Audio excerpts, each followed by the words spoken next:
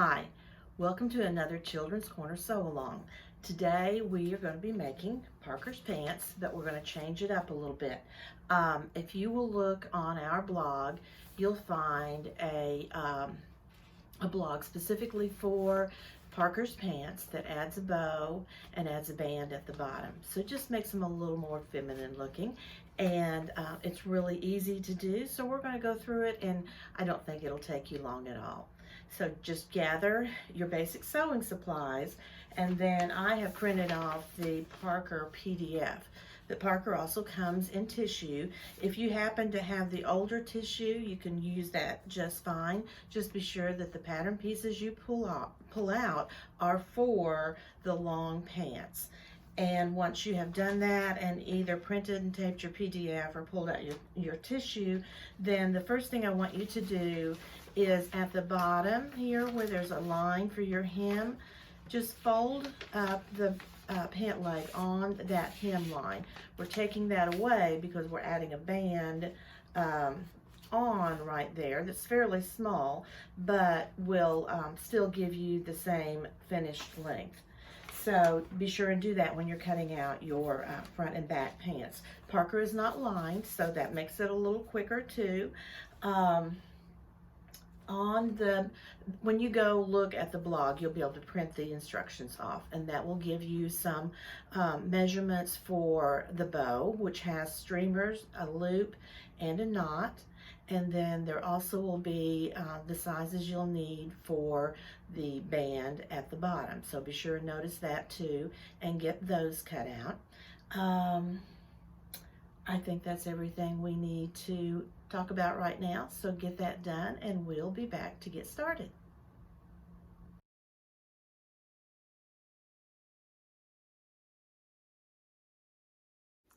Okay, now that you've got everything cut out, the first thing I want you to do, if you haven't done this already, is go ahead and label all of these little strips. They're similar enough that they could easily get mixed up. So I just put the B on here for the band, and that goes at the bottom of the pant leg, so I can just put that aside for now. And then an S for the streamers and an L for the loop. So however you want to label those, just so they don't get mixed up. And then the shorter one is your knot. So the first thing we're going to do is start the construction on the Parker pants. So, and also I marked my back. Either mark your back or your front because they are different, but they are subtly different. So you don't want to get them mixed up.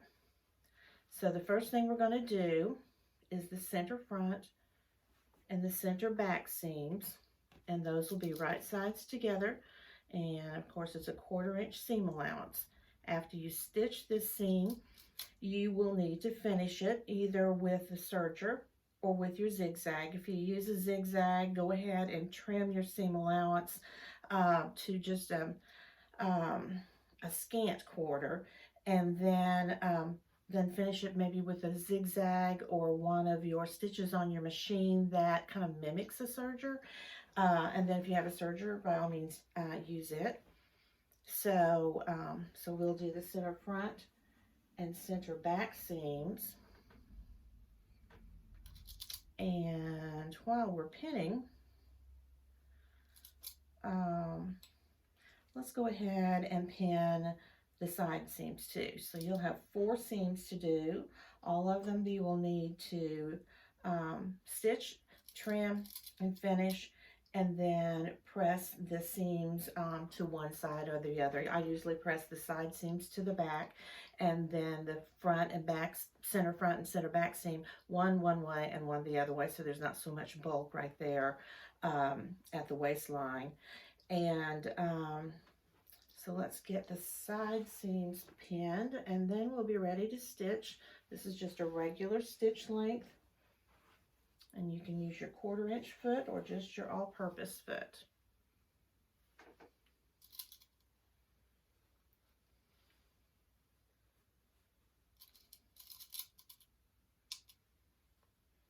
Okay, so I need to get my machine threaded up, and I'll see you back here in just a little bit.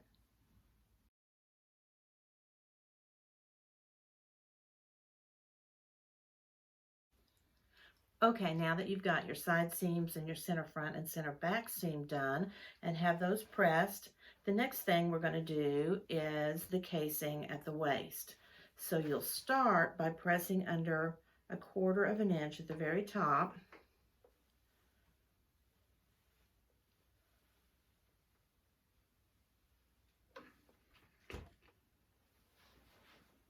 Then after you've done this, you'll go back and press again 1 inch.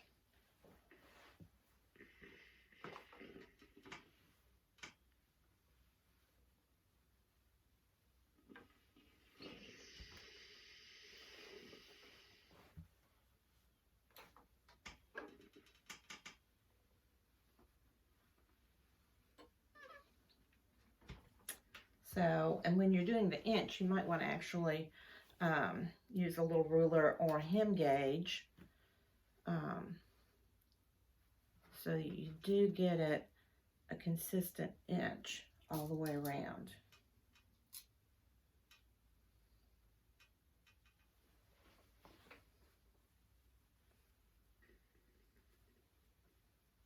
So you're going to stitch around the top of these pants twice.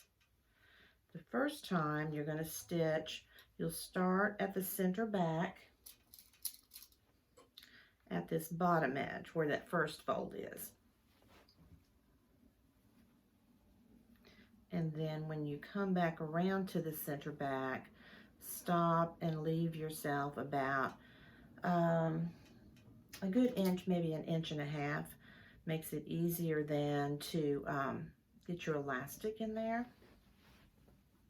And you will need the 3/4 inch width elastic for these pants.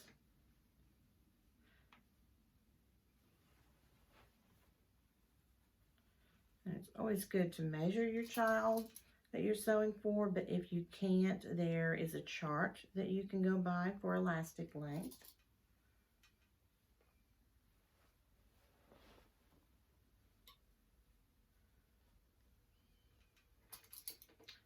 Okay, I'll give this a good press in just a second. So what you're going to do is you're going to start at the center back and stitch close to that first folded edge.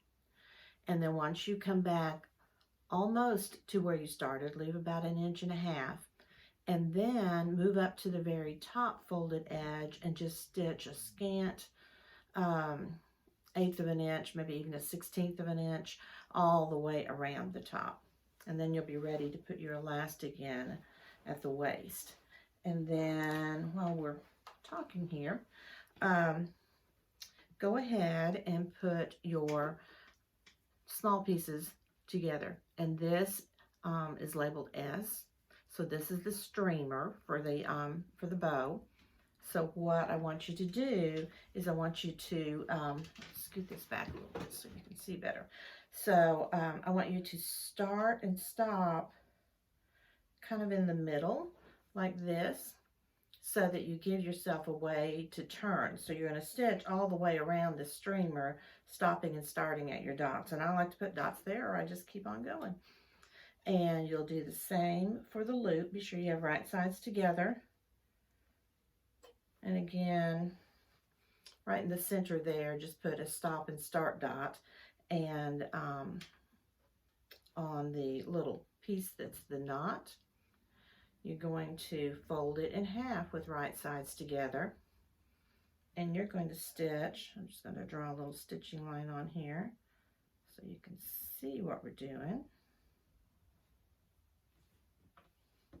So on this, you're going to stitch on this side and on this side. So you'll have a folded end up here and then an open end up down here at the bottom. And that's where you'll turn this one right side out. Let's get started with that, get that sewing done, and then we'll be back. When you get your loops and your streamers stitched, go ahead and trim across the points, right across each point here. Don't clip your stitching, but clip really close to it. And then we will get those turned right side out and pressed, and then we'll keep moving on.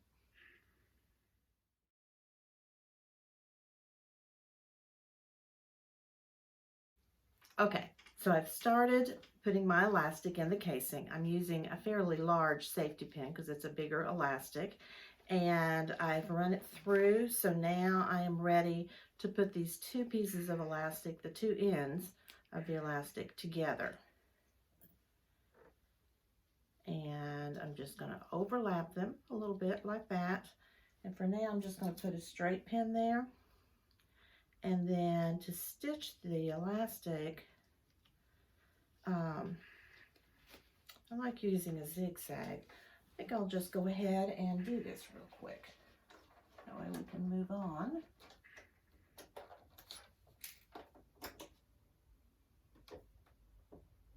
Fairly wide zigzag, and then your stitch is fairly close together. I've got mine at about 1.5. Sometimes my machine does not like elastic very well.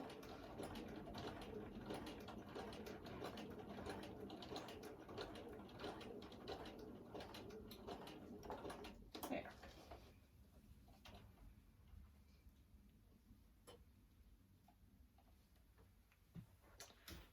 Now, I can just pull that elastic on through and let the ends there go in where that opening is. And I'll go back and work a little more on getting my gathers around the waist even. But now you've got this one little place to sew up with just a straight stitch. And this is a great time if you've got any kind of little tag, whether it's a size tag or a name tag, even if it's just a little loop of ribbon, to put that right there in the center back when you're stitching that opening close just gives the boys and girls a way to know where the back of the pants is. And by the time they get to this age, they really do like to dress themselves. So just any kind of tag or loop, just right there in the center back. Now let's talk about this bow for a minute. I've got some of my pieces already trimmed and turned, and then the one I have left here is the streamer, and I find it's easier to just get started at this end after you've trimmed and clipped the corners. This is a tool I like using. It's a Stuff It. One of the reasons I like it is because it's metal and it's super slick, so it doesn't catch on the fabric like, I don't know, some other turners seem to do. And once you get it started, it does go pretty smoothly, because it just wants to slide on that metal. And I've got the end in here right now that's the blunt end and not the end that's kind of pointed, because I'm pushing pretty hard and I don't want to push clear through the end of the fabric. So then once I do that, I'll go to the other side and do the same thing. They're just getting it started on the end, just with my thumbs kind of pushing that seam allowance on the very end in there, and then usually can get it started fairly easily after that. But use whatever tool. You may have your favorite tool for turning little tubes like this.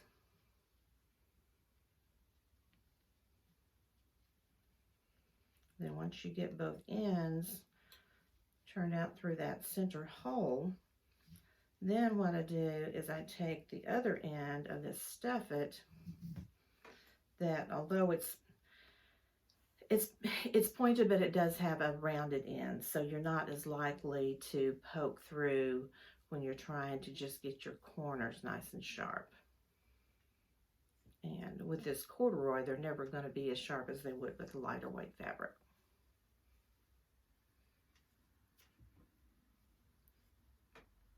So once I do that, I give it a good press. So you've still got this opening here in the middle.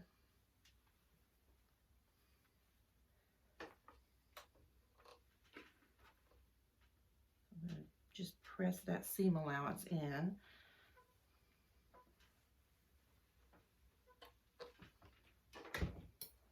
So now it just looks like that. So I'm just going to real quickly here slip stitch this opening closed. And it won't take me very many stitches, because actually once you get this bow all put together, the knot in the middle will be right here where I'm slip stitching it closed. Let's take a few more stitches here.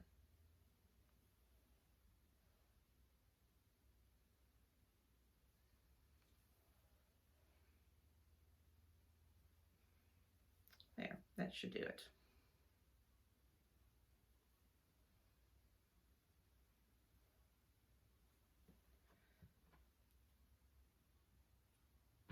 So that's the streamer, so it goes on the bottom here. And then the next thing is the loops.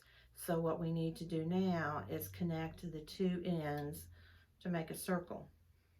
And you could actually do that by machine if you want.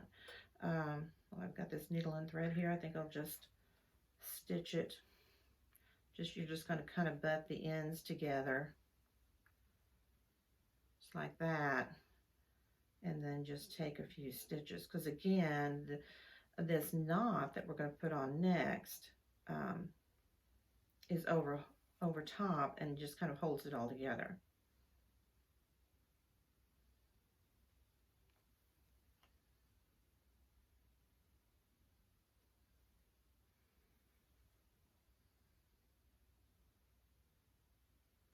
There, so that should work for that.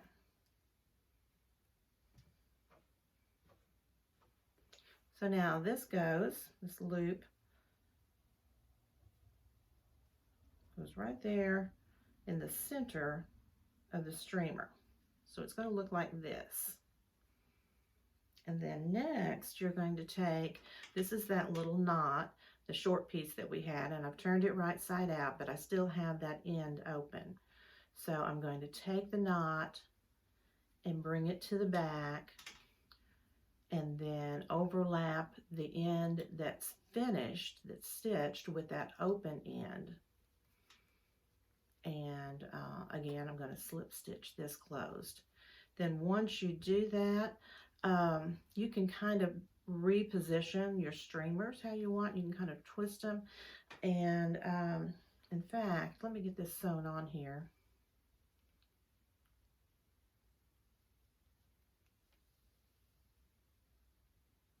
I did not put a knot in my thread. Let's see if I can do it this way.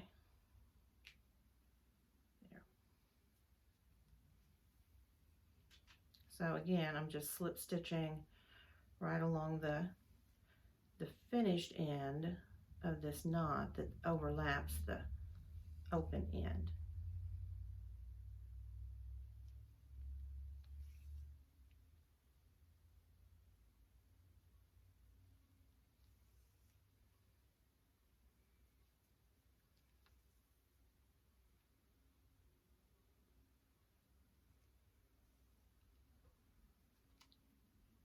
There, let me tie that off.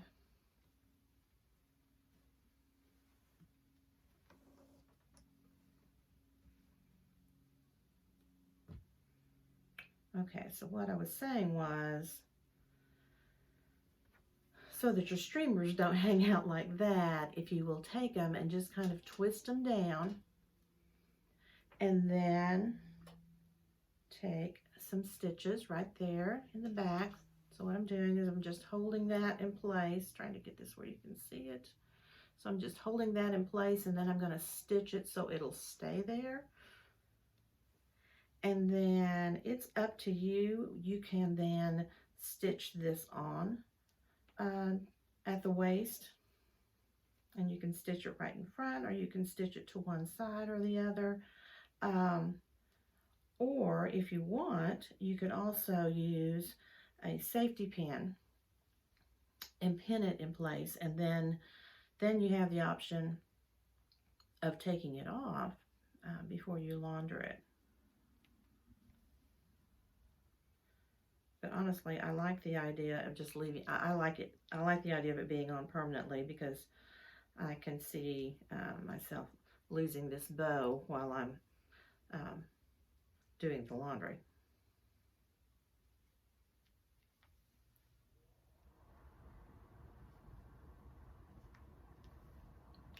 So while I still have plenty of needle and thread left here,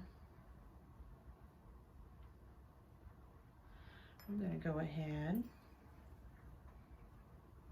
and let's see, come to the center front. I think I will put it in the center front. And it's just up to you where you put it. I'm going to put it just below the waistband because it's easier to sew through that seam than it is all that gathered fabric and elastic right there. And so now I can just bring my needle to the front, or actually to the inside of the pants, and then just take some deep stitches so that I know that I'm catching that loop, or that knot in the middle. And you can kind of check and be sure you're getting it.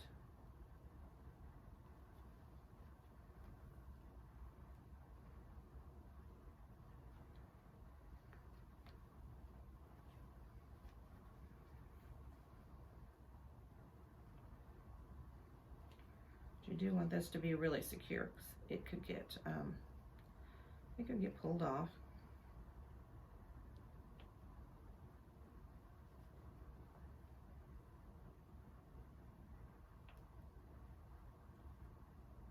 So I'm going to take a few more stitches in just a second with this, but let's go ahead and talk about the band at the bottom of the legs. Get this out of the way. So the next thing I want you to do is to put 2 rows of gathering threads. Remember, we haven't done the inseam yet, so the pant legs are still open. So while they're open, you're going to stitch 2 rows of gathering threads, one about 1/8 of an inch from the edge and one about 3/8 of an inch, and you'll start pretty close to that that inseam edge there. Do that at the bottom of both legs, and then get your bands. And with the bands, what I want you to do is on one long edge, press just a scant 1/4 inch to the wrong side. Unfold it, and then press it in half lengthwise, and just press along that fold. Don't flatten out where you've already pressed that, but just it'll just make it easier when you are folding this over the edge of the leg in just a little bit, if you just go ahead and do that pressing.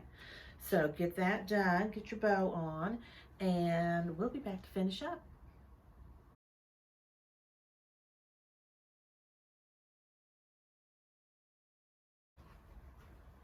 Okay, now we're ready for the bands. What you'll need to do is pull your gathering threads so that the bottom edge of the pants matches your band.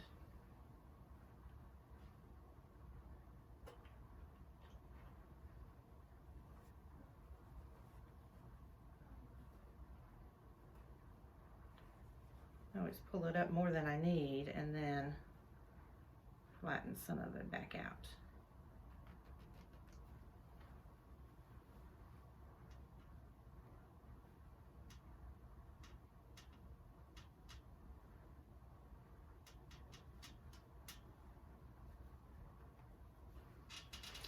Okay, so I'm ready to start pinning my band on. So the edge that you pin onto the bottom of the pants is the edge that you didn't press under. And so right sides together, and you'll just match up the inseam with the ends of the band.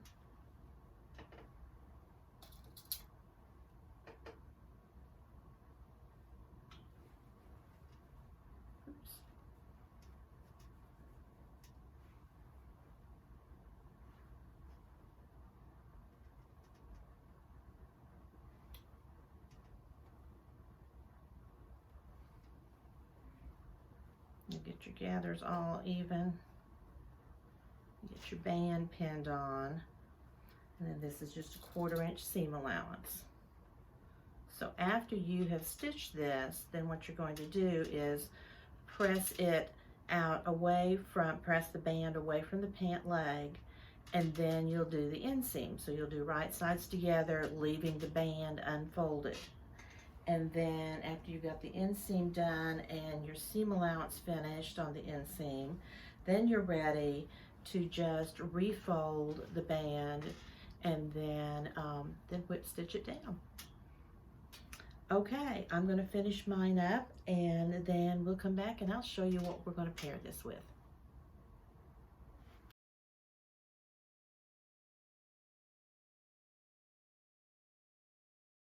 Okay, we're all finished up now.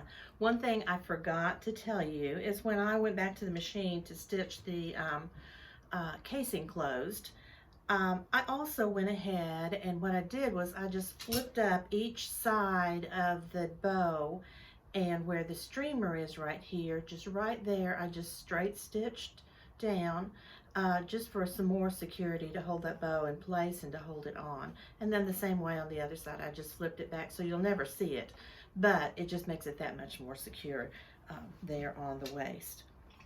But what I decided to put with this was this is an Alex blouse, and one of my favorite things that we came out with this past year in 2020 was the scallops add-on. So it's not a full pattern, but it is all the sleeves and all the sizes and all of the bands and all the, in fact, 2 sets of collars. And this is just one of my favorite things. And so take a look at that sometime, and there will be instructions with that add-on. And also we did a sew along that was a dress, but we used the scallop add-on with the band and with the sleeves, or with the band and with the collar. And so if you even need some extra pointers on doing these scallops, just watch that part of the sew along. It's all free and it's all out there. See you next time.